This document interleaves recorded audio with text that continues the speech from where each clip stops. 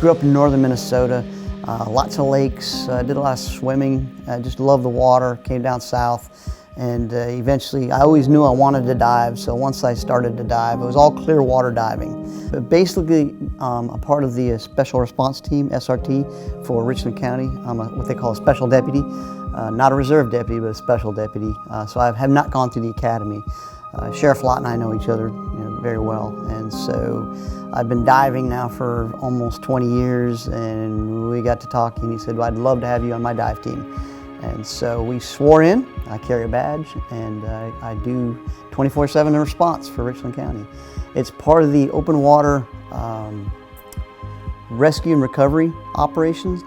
And so we handle all of the river systems in Richland County as well as the lake systems. Being the Chief of Security out at McIntyre, the Defense Force Commander, I'm in a law enforcement role. And so working with the Richland County Sheriff's Department, I get to see the civilian side of that. And so it's a great swap off. Growing up in high school, I loved the thought of, I used to watch this show called Emergency.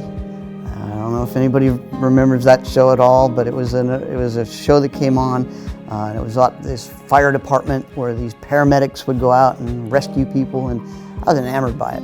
And so when I joined the Air Force, of course, I signed up open, and so the Air Force needs said you're going to be an aircraft mechanic.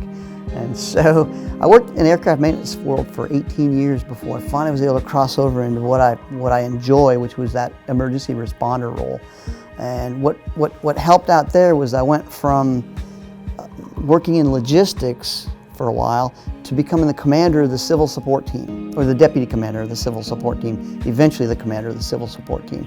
That's the WMD team for South Carolina. So that's where I finally broke the ice in getting into that first response role. And history ever since. I went from that to the anti-terrorism officer position, and then from there to security force commander.